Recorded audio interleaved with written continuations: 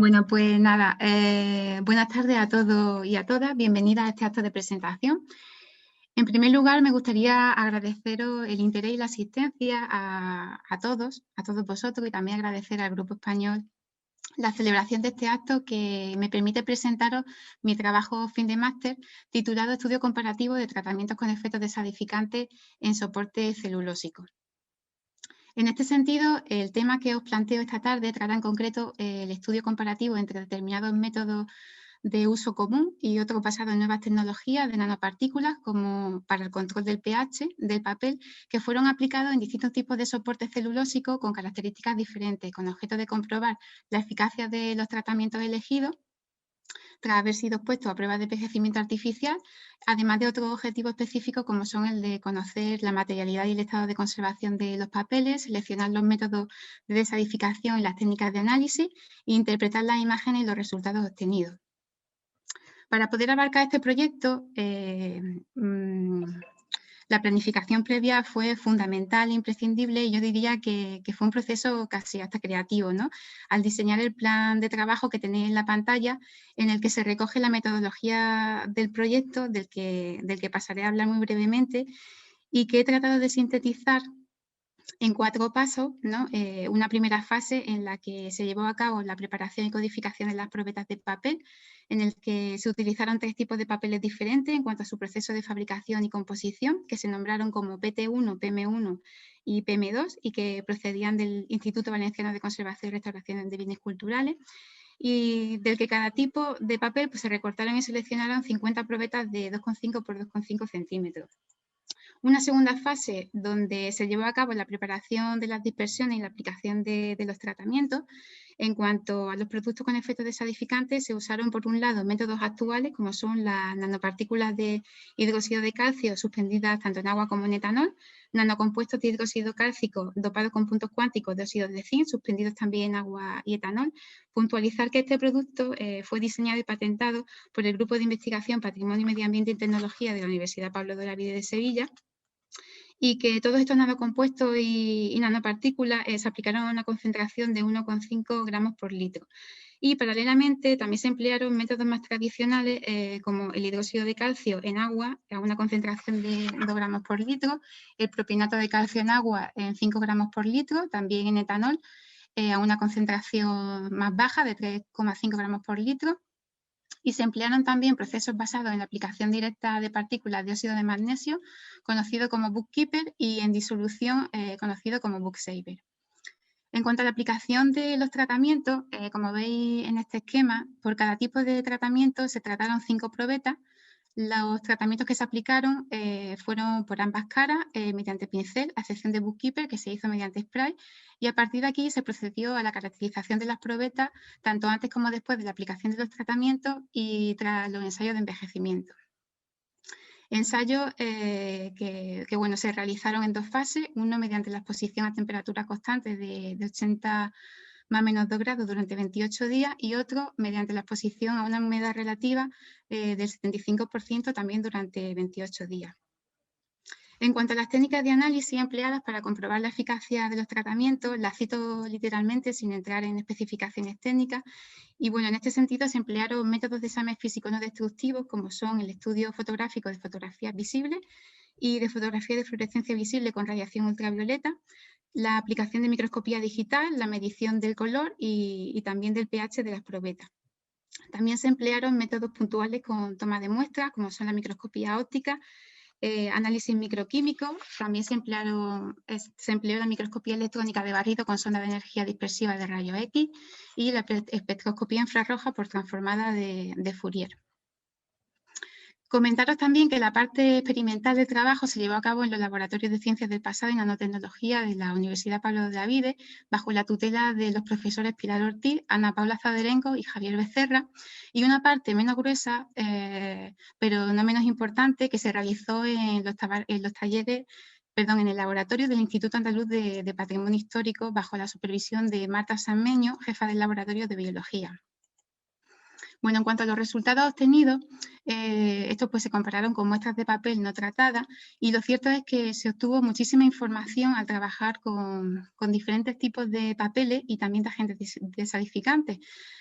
Así que he intentado concentrarlo todo, pero es inviable. Así que voy a tratar de destacar aquellos resultados que han sido un poco más, pues más destacados, ¿no? Más sobresalientes.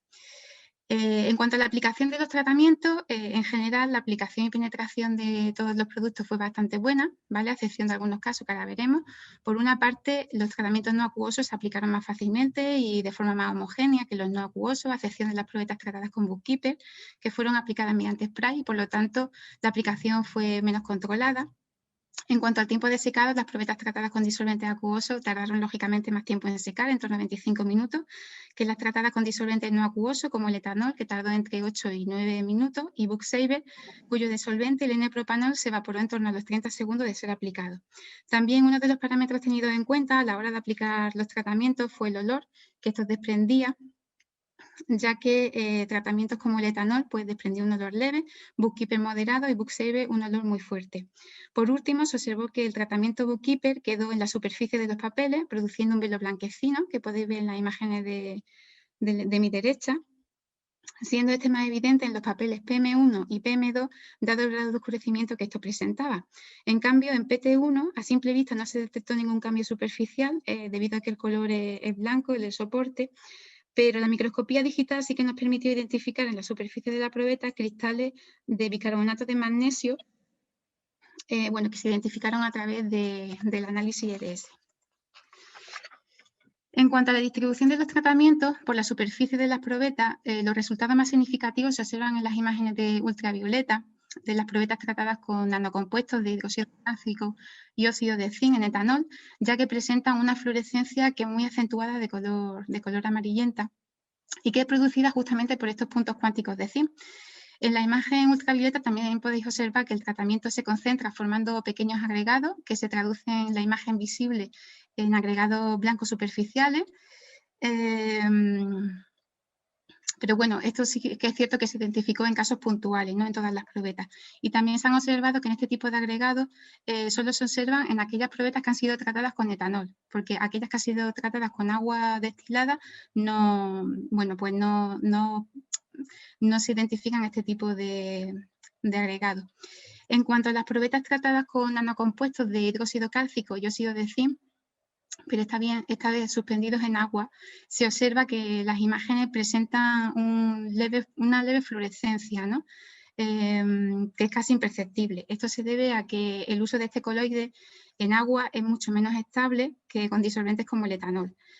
Por tanto, la fluorescencia es más tenue y poco perceptible, mientras que en etanol es mucho más estable y por tanto se aprecia mucho mejor.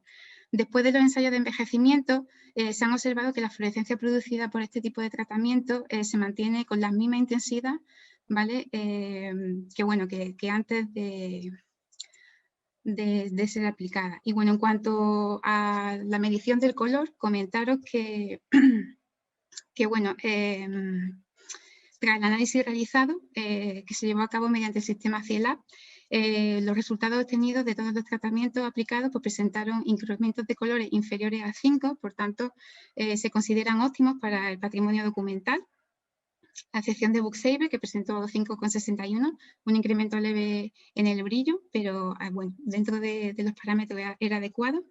Y en cuanto al pH final del papel, tenemos que partir de la base que este pues, debería ser comprendido en la región neutra o ligeramente alcalina, que está comprendida entre valores de 7 y de 9,5. Entonces, en este sentido, los diferentes productos desadificantes que se emplearon, sí que es cierto que en general aumentaron el pH del papel.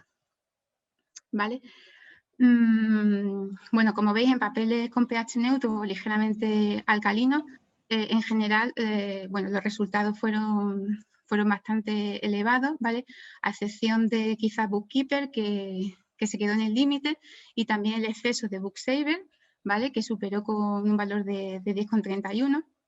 En papeles con pH ligeramente... a ver, disculparme. Ups. Bueno, en papeles con pH ligeramente intermedio, ¿vale? Sí que es cierto que el propinato de calcio y el resto de tratamiento también se quedó en un pH superior a 7, con excepciones que a continuación las conclusiones se determinarán mejor. Y en papeles con un pH ácido, ¿vale?, inferiores a 7, pues Bookkeeper y Booksaver presentaron pH en torno a 8. Y bueno, propinato de calcio, hidróxido de calcio y también las nanopartículas de calcio se quedaron también en un pH neutro, y el resto de tratamiento entre 7,28 y 7,52. También la microscopía óptica nos permitió conocer, bueno, los ensayos microquímicos, parte de la composición de este tipo de papeles. En concreto, PT1 nos confirmaron que las fibras se trataban de lino y de cáñamo. El reactivo de Herbert nos identificó las pastas de papel como papel de trapo.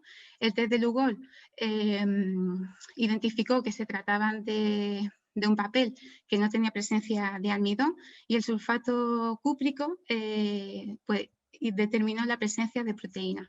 Por otra parte, papeles como PM1 y PM2 se identificaron con papeles de fibra maderera por esta morfología plana y ancha de este tipo de fibra, que se corroboró también con los ensayos de MED, ¿vale? Y bueno, en este caso el EDS, que identificó la presencia de carbono y oxígeno, que son componentes propios de la celulosa, y también nos identificó otros elementos en menor proporción que pertenecían a aditivos, y entre ellos pues se identificó el alumbre en PM1 y PM2, también la presencia de determinadas cargas como el carbonato de calcio en PT1 y trazas de cloro en PT1 y PM2. Muy bien. Bueno, tras la aplicación de los tratamientos y después de los ensayos de envejecimiento, se confirmó también la presencia de los diferentes productos empleados.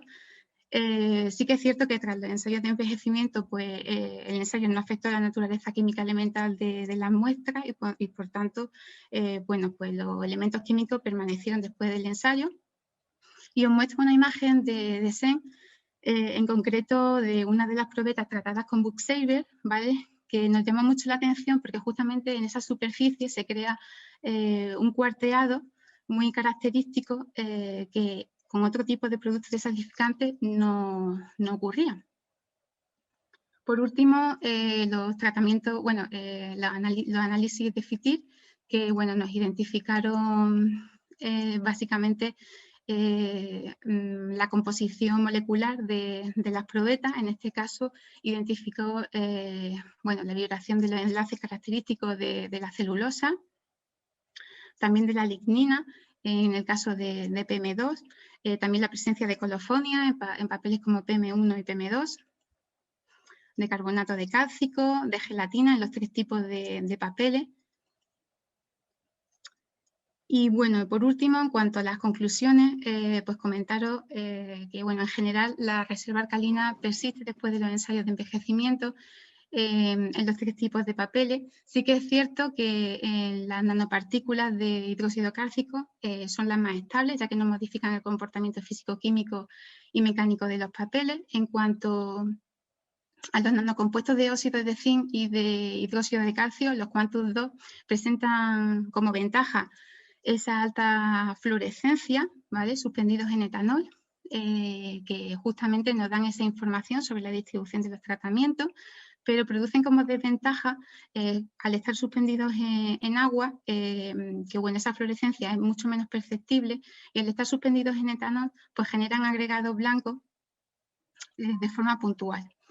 Por último, las soluciones de hidróxido de calcio y propinato de calcio sí que es cierto que fueron menos efectivos, sorprendentemente, pero bueno, la reserva alcalina de ambos tratamientos pues no persistió tras el ensayo de envejecimiento. Y en cuanto a la aplicación de Bookkeeper y Booksaver, ambos mantuvieron valores de pH ligeramente más altos que los obtenidos con las nanopartículas y los nanocompuestos.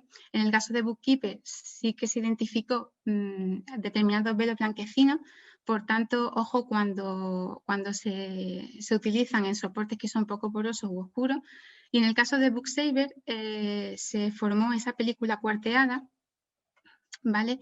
Y también el valor excesivo del pH, ¿no? Por eso actualmente no se aconseja. Y bueno, en general los tratamientos probados pues presentan tanto ventajas como inconvenientes, que bueno, nos impiden elegir uno de ellos como si fuera un tratamiento ideal, ¿no? Entonces, bueno, su elección dependerá en gran medida de los problemas de conservación que presente el soporte, también de su grado de acidez. de su naturaleza y de los elementos que lo conforman, ¿vale? Y sobre todo pues teniendo en cuenta el respeto al medio ambiente. Bueno, aquí finaliza mi presentación. Gracias por la atención. Os dejo mi email por si queréis mandarme algún correo con alguna pregunta más específica o lo que preciséis. Muchas gracias y nada, y enhorabuena también al resto de premiadas, que estoy segura que sus presentaciones también van a ser súper interesantes.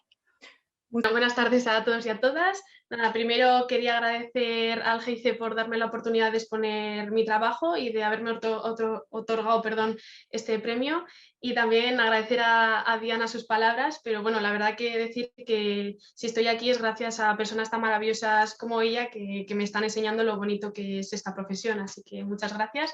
Y nada, darle la enhorabuena a mis compañeras también, tanto por sus premios como por sus menciones de honor.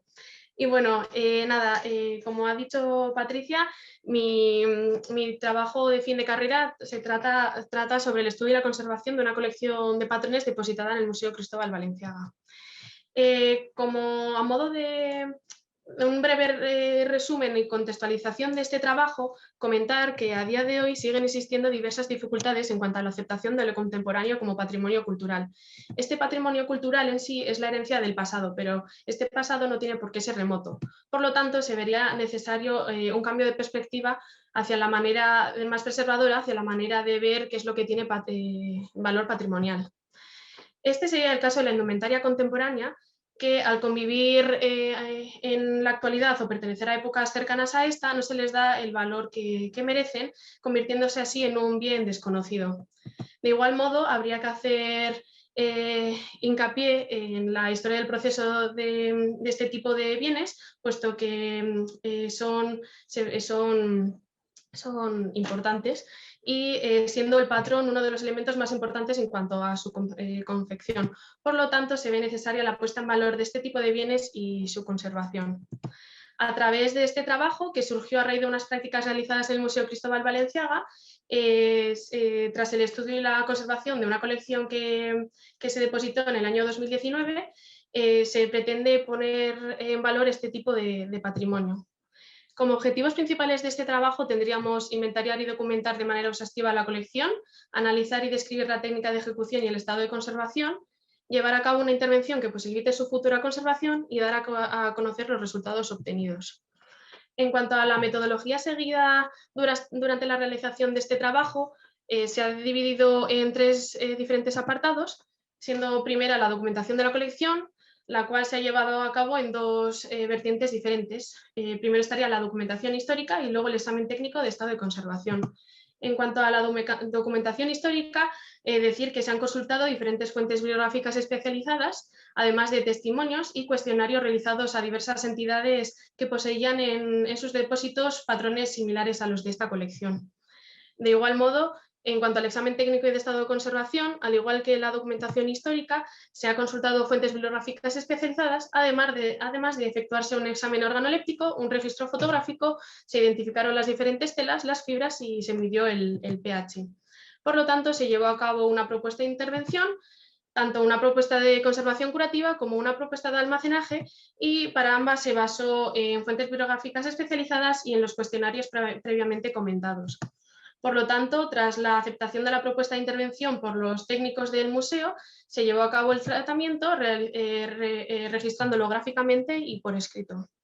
Por lo tanto, en cuanto a la colección de patrones de Dolores Rivas Badía, simplemente comentar que esta colección está compuesta tanto por patrones de textil como de papel que fueron confeccionados por Dolores Rivas Badía. Esta fue una costurera que trabajó para Cristóbal Balenciaga en la casa de alta costura de Isa Costura de Barcelona. Como dato de interés, comentar que muchos testimonios han afirmado que estas costureras lo que hacían, ya sea por su propio consumo o por intentar mejorar sus técnicas de oficio, se escondían, por así decirlo, en los baños e intentaban copiar los patrones que estaban confeccionando en ese momento para tener su propio Balenciaga y bueno.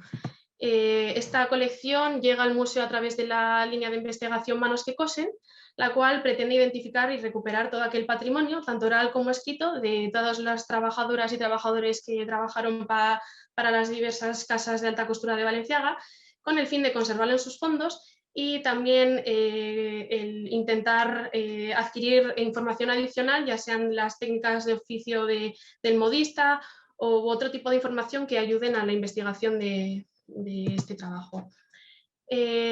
La colección llegó al museo en cajas de cartón y estos patrones llegaron enrollados y doblados. Una vez desenrollados y realizado un estudio exhaustivo, se pudo comprender que esta colección está compuesta por 104 patrones, 101 en papel y 3 en textil, que a su vez la mayoría estaban confeccionados artesanalmente, mientras que algunos eran de manufactura industrial, y también se vio que la colección presentaba fragmentos de tejido y alfileres metálicos como sistema de sujeción de los diversos patrones.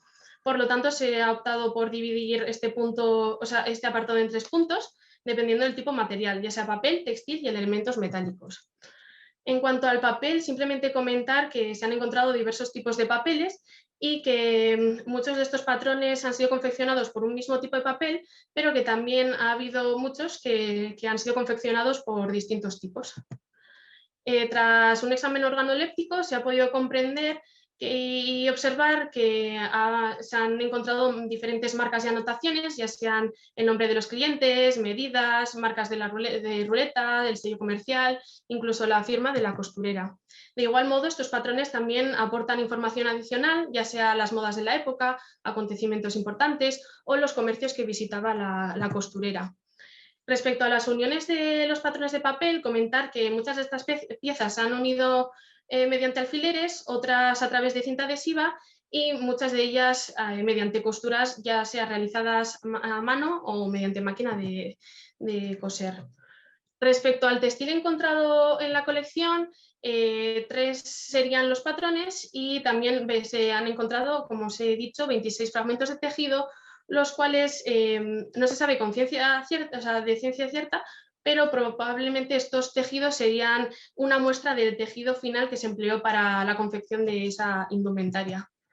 Por lo tanto, al igual que los patrones de papel, se han encontrado en los textiles anotaciones y marcas, además de costuras o el número de modelo que podría hacer referencia a alguna copia de algún patrón de Balenciaga. En cuanto a los elementos metálicos presentes en la obra, se han empleado tanto como sistema de sujeción como sistema de unión de las diferentes piezas.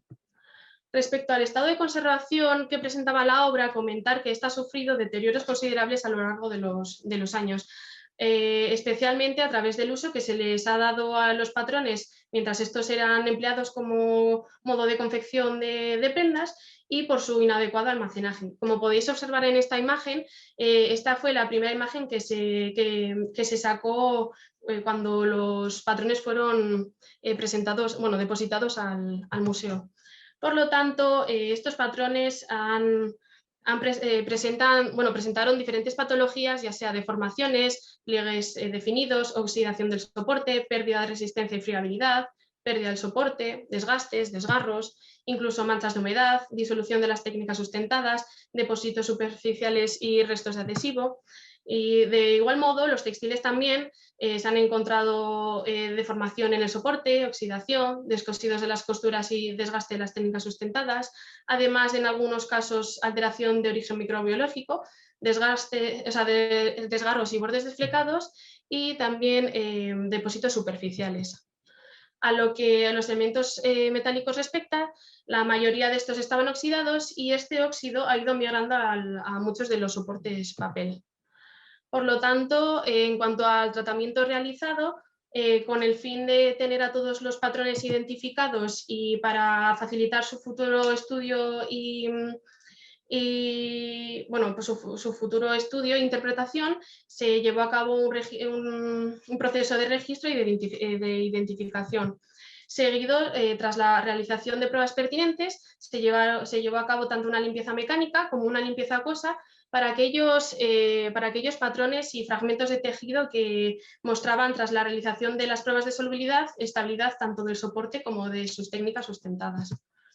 De igual modo, a través de la limpieza acuosa, se ha podido comprobar mediante mediciones con el pHímetro que la acidez que estos patrones presentaban inicialmente se ha se ha ido neutralizando en gran medida. Por lo tanto, se descartó el empleo de desacidificación.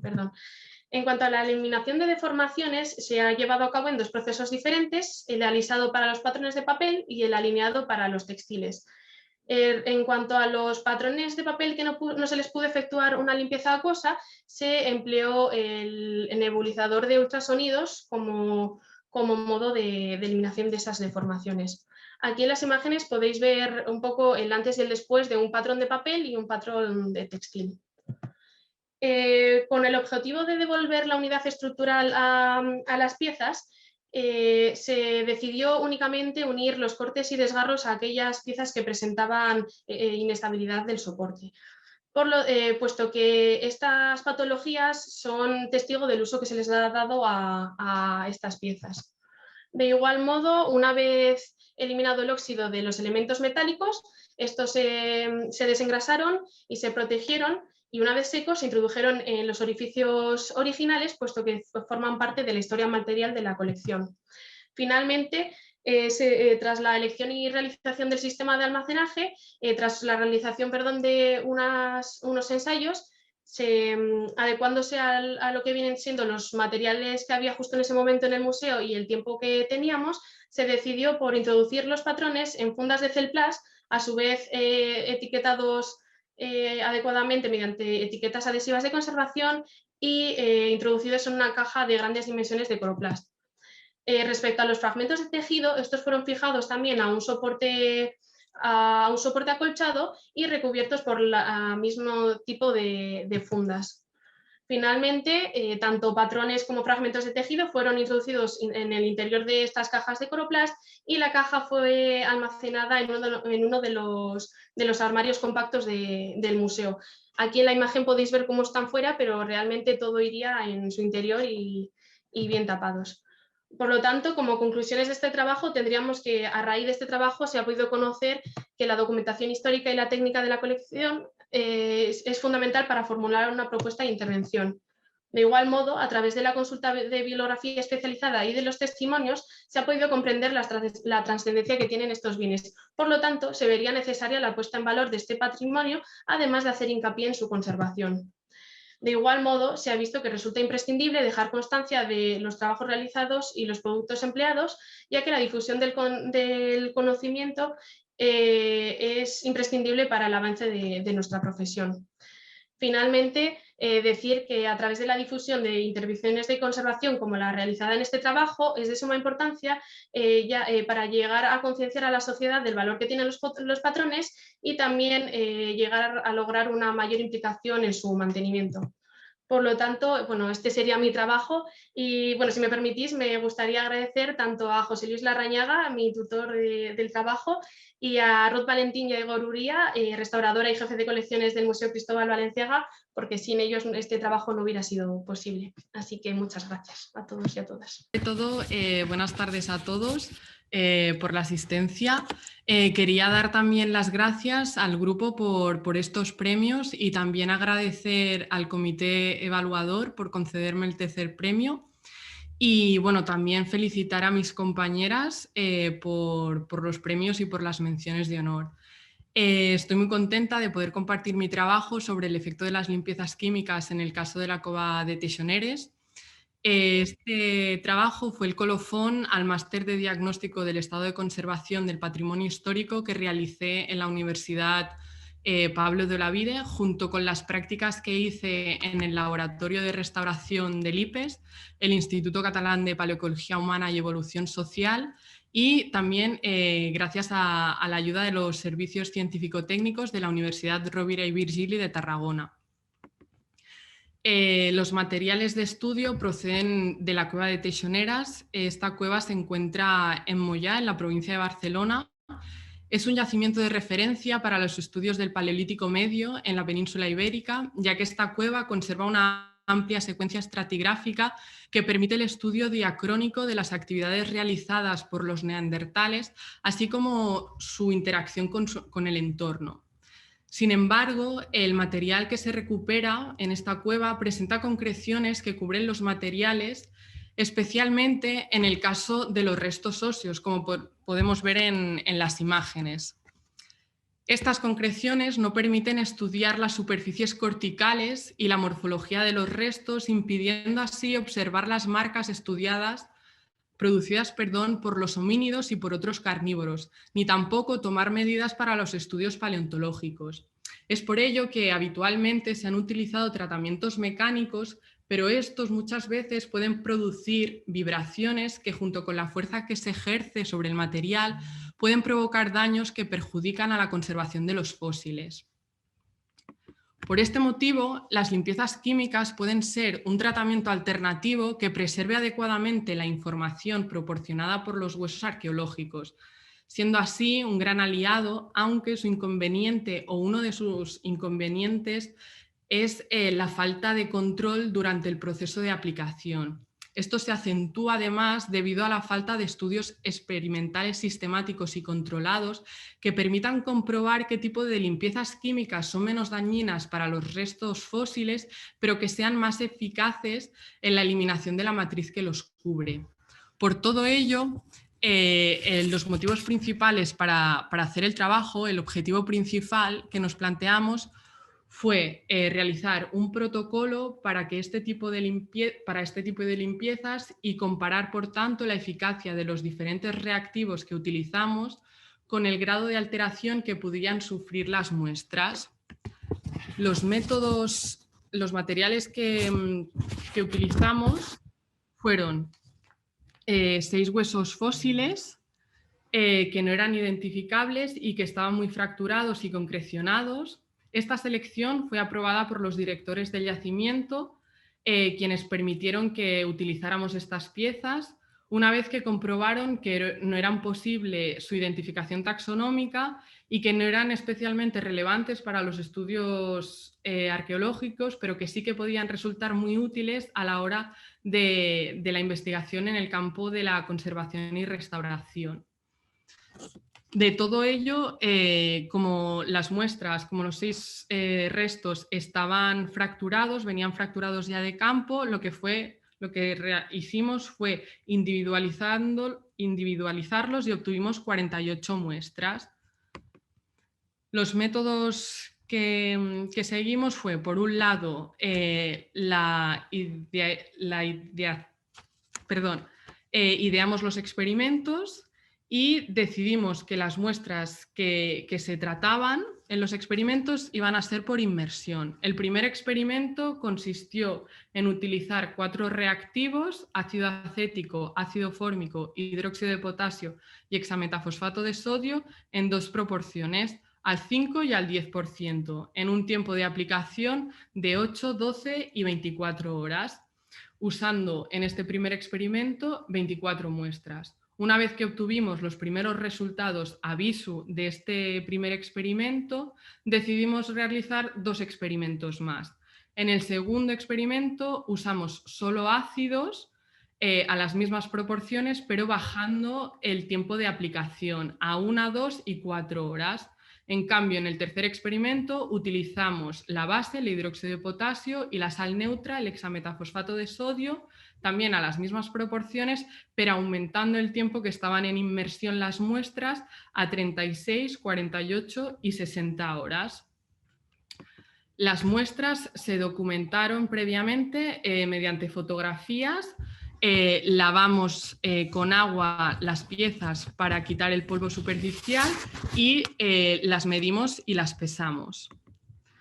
Los métodos que utilizamos para evaluar los efectos y comparar la eficacia de las limpiezas químicas fueron, por un lado, la colorimetría, para observar las posibles alteraciones cromáticas después de los experimentos, y por otro lado, el control del pH y la conductividad, registrando el pH de las muestras de control y de las muestras una vez que las habíamos tratado en los experimentos.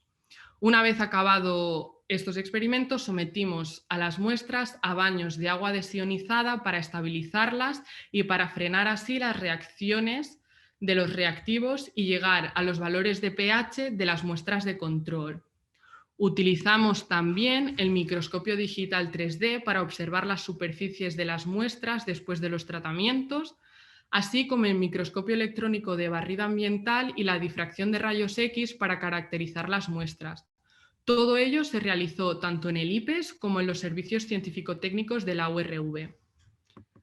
Los resultados que obtuvimos, tanto en el primer experimento como en el tercer experimento con el hidróxido de potasio y el hexametafosfato de sodio, no fueron los esperados, en el sentido que no eliminaban la concreción y producían cambios significativos en las muestras, como podemos observar en las imágenes de la diapositiva.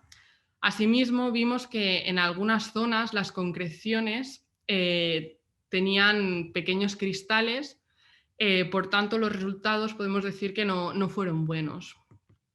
Por otro lado, los resultados que obtuvimos en aquellas muestras que habían sido tratadas con ácido fórmico tampoco fueron los óptimos. Es decir, en el primer experimento, al haber estado las muestras tanto tiempo expuestas al reactivo, estas habían sufrido muchas alteraciones, como vemos también en las imágenes, ya que se produjeron levantamientos en las superficies, algunas fisuras, descamaciones, etc. Aunque vimos que al disminuir el tiempo de aplicación a 1 o 2 horas, las muestras mejoraban significativamente su estado y se podían observar las superficies. En cambio, en el ácido acético, las muestras que tratamos sí que dieron buenos resultados, sobre todo aquellas que habían estado tratadas en el segundo experimento y que habían estado 1 y 2 horas en el reactivo, ya que se eliminaba la concreción y se podían observar marcas de origen indeterminado que antes no se podían ver, ya que estaban cubiertas por la concreción. Los resultados que obtuvimos de la caracterización de los materiales, tanto de los análisis que hicimos con el SMDX como con la difracción de rayos X, nos confirmó que las concreciones que cubrían los fósiles eran concreciones carbonatadas. Asimismo, analizamos los residuos en forma de cristales que aparecían en algunas concreciones, no solo en las bases, sino también en algunos ácidos, como en el caso del ácido acético, que no se habían eliminado, y comparándolas con las caracterizaciones vimos que no habían sufrido cambios estadísticamente significativos las muestras. Estos cristales son el efecto posiblemente de las disoluciones que se han ido produciendo a medida que se realizaban los baños sucesivos de agua desionizada a los que sometimos las muestras después de los experimentos, provocando así una recristalización. Para concluir este trabajo, podemos decir que con el fin de realizar estos análisis e intentar ver los cambios y alteraciones de los fósiles, hemos controlado 3 variables y hemos podido comprobar el efecto que tienen estos reactivos, el tiempo de aplicación y la proporción en que los hemos aplicado. Hemos visto que en tanto el hidróxido de potasio como el hexametafosfato de sodio no dan buenos resultados para las concreciones carbonatadas que tenemos, que el ácido fórmico en aplicaciones superiores a 2 horas no da buenos resultados, pero si disminuimos el tiempo de aplicación a 1 o 2 horas, sí que permite que se puedan observar las superficies y que éstas no queden alteradas. En cambio, el ácido acético da muy buenos resultados para poder utilizar como tratamiento alternativo o complementario a las limpiezas mecánicas y poder así debilitar las matrices que cubren los restos arqueológicos que dificultan tantos los estudios. Todo ello siempre pensando que es necesario seguir investigando y ampliando el conocimiento sobre el tratamiento de las limpiezas químicas y buscando en todo momento el equilibrio entre la preservación y la conservación de los restos y a la vez buscar cómo obtener la mayor información posible de ellos. Muchas gracias y bueno, os dejo mi correo y mis redes por si tenéis alguna duda o cualquier cosa que queráis. Muchas gracias. Bueno, lo primero de todo quería agradecer al Grupo Español por este reconocimiento a mi trabajo. También quería agradecer a todos los asistentes por su interés también en mi trabajo. Y por último, decir que para mí es una suerte poder compartir este espacio con el resto de compañeras por lo interesante que son también sus propuestas. Y bueno, a continuación voy a hacer la exposición sobre el trabajo final que hice para el máster en Biblioteca, Archivo y Continuidad Digital de la Universidad Carlos III de Madrid sobre digitalización multiespectral como una nueva alternativa para el estudio de documentos. La digitalización multi o hiperespectral surge como respuesta a nuevas necesidades en lo que respecta al registro y captura del patrimonio gráfico y documental. Esta técnica contribuye de manera satisfactoria a la labor que tienen bibliotecas, archivos y museos, en lo que respecta a la accesibilidad de sus fondos, así como mantenerlos en condiciones óptimas de conservación para las generaciones venideras. El objetivo principal del trabajo consistió en ahondar en el estudio e investigación de la digitalización multi o hiperespectral. Y a partir de este primer objetivo, pues encontramos los objetivos secundarios, que son esclarecer los fundamentos y principios teóricos de la técnica, diferenciar entre digitalización multiespectral e hiperespectral, así como determinar cuál es la metodología preferente, determinar cuáles son los usos de esta técnica para el patrimonio gráfico y documental, y por último, facilitar o sintetizar el proceso de análisis y de datos multiespectrales e hiperespectrales a través de un caso concreto. La metodología que seguimos para desarrollar el trabajo comenzó con una amplia revisión bibliográfica de todas aquellas publicaciones relacionadas con la temática del proyecto, a partir de lo cual pudimos iniciar nuestra fase experimental, con el caso concreto del diario de campo de Livingstone, del que hablaremos más adelante. Por último, se extrajeron las conclusiones pertinentes en cuanto a actitud de la técnica para la conservación del patrimonio gráfico y documental. Pues bien, la digitalización multi o hiperespectral se define como una técnica analítica no invasiva que nos permite obtener de manera simultánea información espacial y espectral de un objeto a través de la recolección de datos en multitud de longitudes de onda diferentes, de manera que el resultado del procedimiento es un cubo espectral como el que podéis encontrar en pantalla. Los ejes X e Y nos aportan información espacial, es decir, la situación de cada uno de los píxeles dentro de la imagen, mientras que el eje Z nos aporta información espectral, es decir, la reflectancia que tiene cada uno de estos píxeles a diferentes longitudes de onda. Los profesionales del sector discriminan entre dos tipos de digitalización. Por una parte, la digitalización o imagen multiespectral, que es aquella que no suele contemplar más de 10 intervalos espectrales, y además estos no se distribuyen de manera continua o adyacente en el espectro electromagnético. Y por otra parte, la imagen o la digitalización hiperespectral, que sí que nos proporciona una curva completa por cada uno de los píxeles. Aun ante estas diferencias técnicas, los elementos que intervienen en el procedimiento son siempre los mismos y se explicarán brevemente a continuación. En primer lugar, el iluminante. De manera general, en la bibliografía que se ha consultado, se recomienda el sistema sepia del Archivo Nacional de los Países Bajos. Sin embargo, aún no existe consenso en lo que respecta a la naturaleza de la lámpara. El siguiente elemento, como no, es el objeto. En nuestro caso, pues un documento perteneciente al patrimonio gráfico documental. Este objeto funciona según el fenómeno de absorción y reflexión. Es decir, que cuando le irradiamos va a absorber unas determinadas longitudes de onda, mientras que otras serán reflejadas. Y esto le dota de una huella espectral única que, entre otras cosas, nos va a permitir identificar sus materiales compositivos. El siguiente elemento es el dispositivo de captura, que en la mayor parte de los casos, por no decir en todos, es una cámara monocromática de gama profesional con sensor CCD. A continuación encontramos el filtro, que es el elemento que nos permite discernir entre diferentes longitudes de onda durante la captura.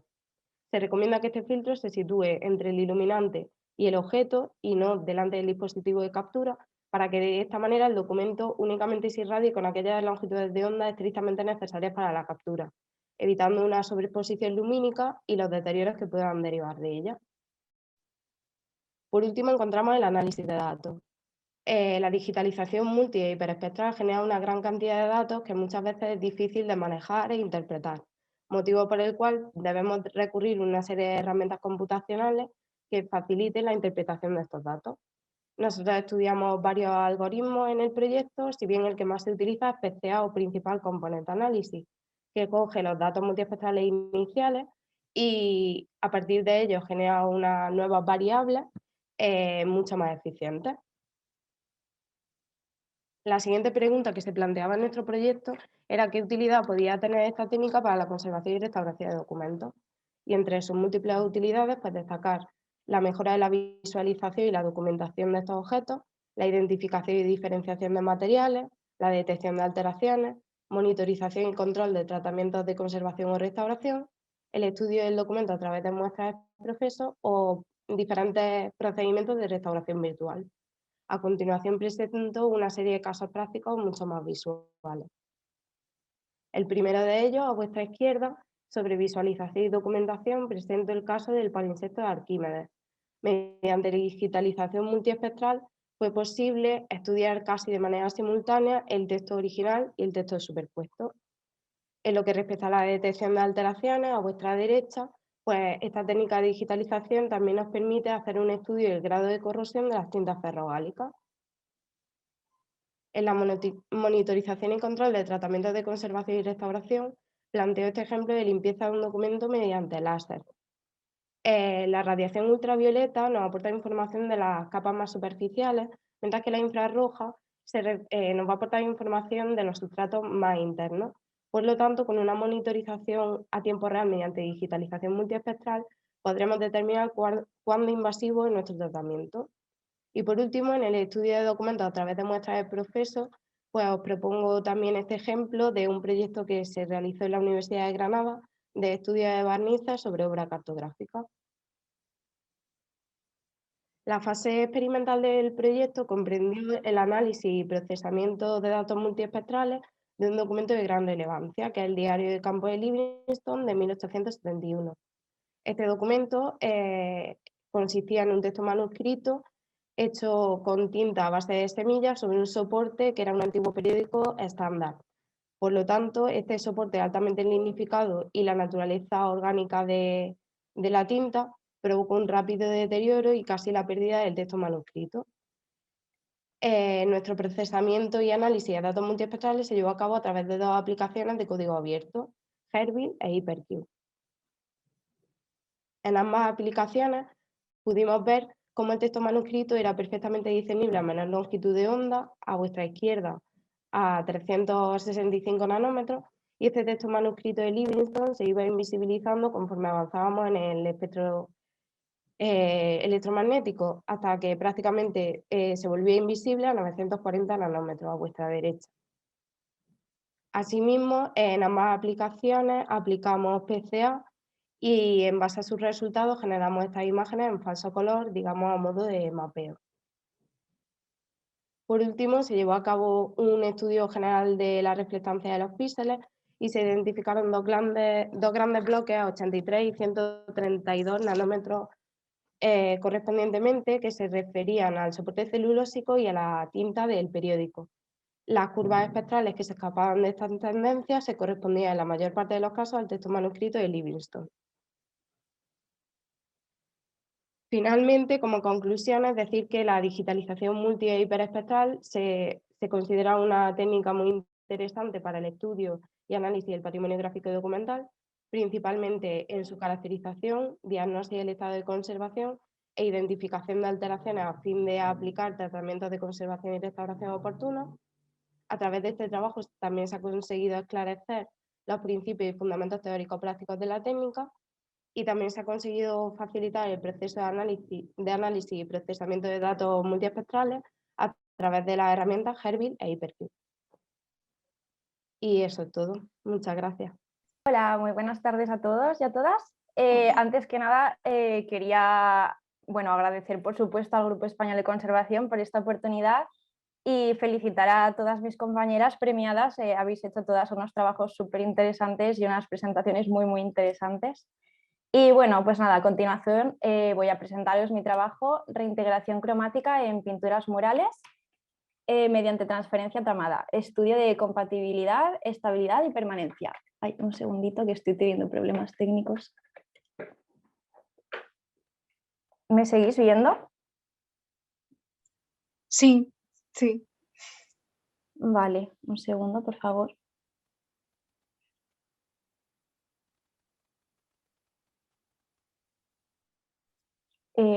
Bueno, veis la presentación, ¿verdad? Que Sí, es se ve la importante. presentación, a ti se te vio perfectamente.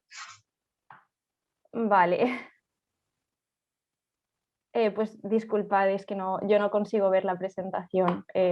Perdonad estos problemas técnicos. A ver, tómate un tiempo si quieres. Un segundito.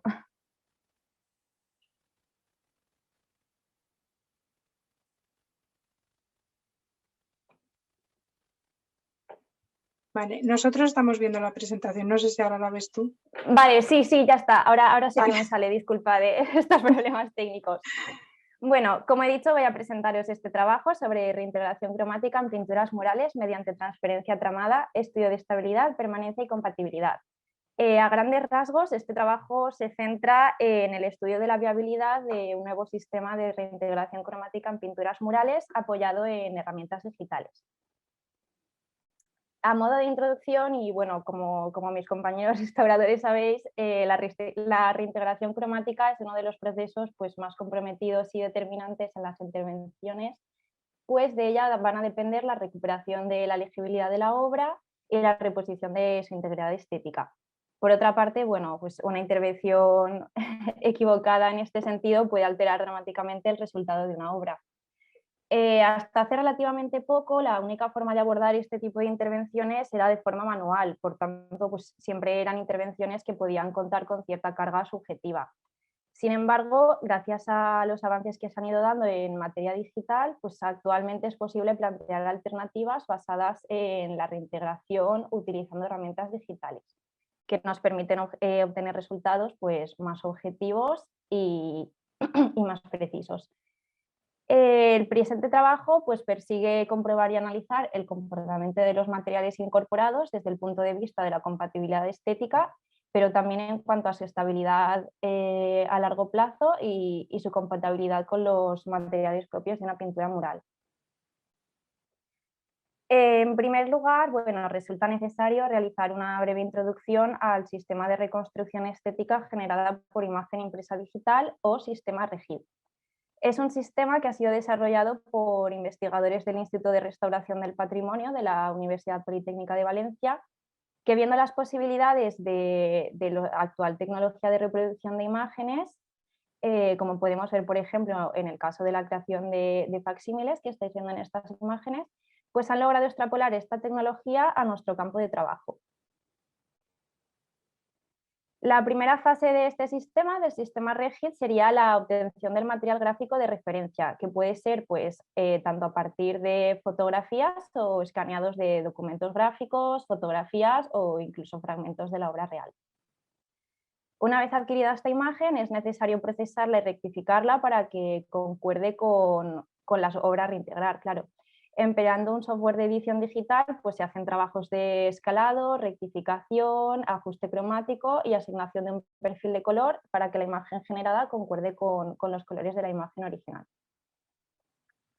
A la hora de trasladar al plano material la imagen que habríamos generado digitalmente, el sistema más idóneo es la impresión digital inkjet. Este sistema consiste en la proyección de gotitas de tinta en estado líquido sobre el soporte, con lo cual pues, es posible imprimir sobre gran cantidad de soportes porosos. No obstante, en el caso de la reintegración en pintura mural, a día de hoy sería poco viable imprimir directamente sobre el muro, principalmente por dos razones. Por una parte, la superficie irregular propia de una pintura mural hace que sea complicado lograr una impresión homogénea de calidad y que sea estable. Y por otra parte, bueno, pues como estas pinturas comúnmente están albergadas en entornos arquitectónicos, sería necesario adaptar los sistemas para que pudiesen trabajar en esas superficies. Por tanto, actualmente la mejor alternativa a la impresión directa sería la utilización de soportes de transferencia, que básicamente son capaces de sustentar las tintas hasta su emplazamiento definitivo. De los diferentes materiales que existen actualmente, papel gel es el que ha mostrado mejores resultados debido pues, tanto a sus características técnicas como a su versatilidad. Aunque la metodología anteriormente descrita es común en todas las intervenciones en las que se emplea el sistema REGID, no es un procedimiento estricto y cerrado, sino que podríamos definirlo como una nueva metodología de reintegración capaz de adaptar los procedimientos y materiales a las necesidades de cada obra, priorizando siempre la calidad de reproducción, la inocuidad del sistema y la estabilidad de los materiales. Si nos centramos en las experiencias realizadas en obras de pintura mural con esta técnica, podemos ver que algunos de los procedimientos se han ido adaptando para buscar el sistema más estable, inocuo y compatible posible. En primer lugar, se planteó la transferencia de tinta sin emplear ningún adhesivo, de tal forma que se priorizaba la transpiración del muro. El problema de este sistema es que la impresión carecía de un material que la fijase en superficie y su capacidad de adaptarse a las irregularidades del revoque y su permanencia a largo plazo pues, se veían comprometidas. La necesidad de aplicar un coating o una película que cumpliese esta función de sustentar las tintas en superficie, por otra parte, presenta el inconveniente de que se genera un film continuo en superficie que puede afectar a las necesidades de transpiración del muro e incluso puede afectar a la conservación de la obra en caso de que los materiales como sales, humedad y materiales en dispersión se vean obligados a migrar forzosamente por los fragmentos originales de la obra. Ante esta problemática, lo que se ha planteado es utilizar un sistema de transferencia tramado, en el que forzosamente se crea una separación entre los puntos de tinta que permitan mantener una transpiración forzada del soporte. La experimentación llevada a cabo durante este trabajo persigue comprobar la viabilidad del sistema de reconstrucción de faltantes en obra mural empleando la transferencia tramada como alternativa a la transferencia continua, desde el punto de vista de la interacción entre los materiales y el soporte, su estabilidad a largo plazo y su integración estética. Para ello se han realizado ensayos de comportamiento hídrico superficial, brillometría y envejecimiento acelerado. Para la experimentación se ha elaborado un total de 11 probetas empleando dos tipos de soporte y todas ellas se han enlucido empleando un mortero de reintegración volumétrica en pintura mural. Sobre 4 de las probetas se ha utilizado la transferencia continua, sobre 5 transferencia tramada y 2 se han dejado en blanco. Como hemos mencionado previamente, otro aspecto esencial de este sistema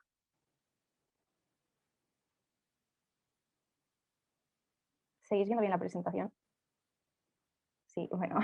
Como hemos mencionado previamente, otro aspecto esencial de este sistema es la gestión del color. Es decir, es necesario crear un perfil de color específico para que el soporte a reintegrar incluya la variante de tono que condiciona la apariencia del color de la imagen impresa mediante ese sistema inkjet, ya que las gotitas de tinta van construyendo la imagen sobre el soporte. Para lograr que el resultado de la transferencia concuerde cromáticamente con la obra original, es necesario recurrir a la creación de un perfil de color específico para nuestro soporte. A grandes rasgos, el proceso consiste en la impresión y transferencia sobre una muestra de nuestro mortero de un target generado por una aplicación. Posteriormente, empleando el calibrador digital, se van midiendo los parches de color y la aplicación detecta la diferencia entre el color real generado digitalmente y el resultado sobre nuestro mortero. Con los datos recopilados se genera un perfil de color específico que ajustaría estos colores al tono de base. Este target es la imagen que finalmente se ha empleado en las probetas con transferencia continua. El proceso de transferencia consiste en la aplicación de una resina acrílica que actuaría como elastificante de la película y posteriormente un mixtión acrílico que actuaría como coating para el receptor de las tintas y las fijaría sobre la superficie mural. Cuando el mixtión está mordiente, se ejerce presión, se aplica la transferencia sobre su ubicación definitiva y con humedad se va retirando el papel gel. Funciona más o menos como una calcomanía. En el caso de la transferencia tramada, todo el proceso es similar, la única diferencia es que la aplicación del adhesivo se realiza empleando una pantalla serigráfica, en este caso obturada al 70%. De modo que bueno, pues el resultado que queda, en vez de ser una aplicación continua del adhesivo, es este resultado, digamos, tramado, con un espacio forzado. De este modo, a la hora de transferir las tintas, no se transfiere el 100%, sino que se transfieren puntos independientes. El resultado de los dos tipos de transferencia, pues bueno, a nivel macroscópico podemos apreciar que en la transferencia continua sí que aparece una red de craqueladuras, incluso aparecen puntos en los que la tinta no se llega a transferir o se arrastra y se llega a deformar la imagen. Esto pues parece estar causado por la falta de elasticidad del film, que llega a romperse en algunos puntos al no poder adaptarse. Por el contrario, en el caso de la transferencia tramada, al ser puntos independientes, la imagen sí que tiene una mayor capacidad de adaptarse a las irregularidades y la imagen no llega a perderse ni se condicionan zonas adyacentes. Otra de las dudas que se planteaban al inicio de esta experimentación estaba relacionada directamente con la estabilidad e inocuidad del sistema. Es decir, había que comprobar la influencia que este sistema podía tener sobre el soporte. Las pinturas murales al fresco se caracterizan por ser porosas y permitir la transferencia de humedad. Entonces había que ver si al crear un film superficial se estaban alterando estas propiedades, por lo que se realizó un ensayo hídrico superficial sobre la probeta sin transferencia, transferencia continua y transferencia tramada para evaluar el tipo de influencia. Como podemos ver, la transferencia continua sí que afecta notablemente al índice de absorción del revoque, que se ve reducido en hasta un 75%. Sin embargo, en la transferencia tramada el impacto es mucho menor y su influencia sobre el conjunto es mínima. También resultaba esencial averiguar si este tipo de reintegración podía asegurar una buena compatibilidad estética en obra mural. Y es que una superficie mural, pues bueno, a grandes rasgos se caracteriza como mate o semimate, por tanto la aportación de brillo sería una interferencia visual. Las mediciones brillométricas reflejan que la transferencia continua incrementa de forma drástica el brillo superficial, pero sin embargo, pues la transferencia continua tramada sí que mantiene unos valores de brillo similares a los del revoque. Tras realizar estos ensayos, las probetas con transferencia tramada exclusivamente han sido sometidas a un ensayo de envejecimiento acelerado en cámara de radiación ultravioleta, un total de 1000 horas, para ver pues, bueno, la alteración de las tintas implicadas, pero también de los adhesivos, sometiéndolos a una temperatura constante de 40 grados. Los resultados en cuanto a la permanencia del color y estabilidad de las tintas reflejan una alteración global del color de 5 puntos tras 1000 horas, como podéis ver en esta imagen. Este sería el resultado tras 1000 horas. En cuanto a los resultados pormenorizados, podemos ver que tras 1000 horas la mayoría de tintas se quedan por debajo de los 4 puntos de alteración, la magenta, la amarilla y la cian, excepto la negra, que sí que se ha alterado en torno a 6 puntos. Aunque al ojo humano esta alteración sí que es perceptible, hay que tener en cuenta que, bueno, según la American Society of Testing Materials, estos materiales se podrían clasificar en un nivel 2 como de muy buena permanencia. Finalmente, tras el ensayo de envejecimiento, se ha hecho también una última medición brillométrica para ver si lo que sería la topografía superficial de la probeta se ha alterado y si por tanto pues, existe una degradación en los polímeros acrílicos involucrados. Y los resultados muestran unos mismos niveles de brillo, por lo que se entiende que no se ha alterado la topografía superficial. Teniendo en cuenta los resultados obtenidos, pues bueno, podemos afirmar que la reintegración mediante el sistema de impresión inkjet y transferencia tramada con papel gel es un sistema que sí que asegura una buena estabilidad y permanencia, es respetuoso con el soporte y la obra original y proporciona una correcta compatibilidad estética en entornos de pintura mural. Los análisis además muestran que los materiales implicados son capaces de asegurar una buena estabilidad física y química equiparable a las técnicas tradicionales como serían acuarelas o gouache, comúnmente empleados en estos trabajos de reintegración cromática. Pues nada, muchísimas gracias por vuestra atención y quedo a vuestra disposición para cualquier consulta. Buenas tardes.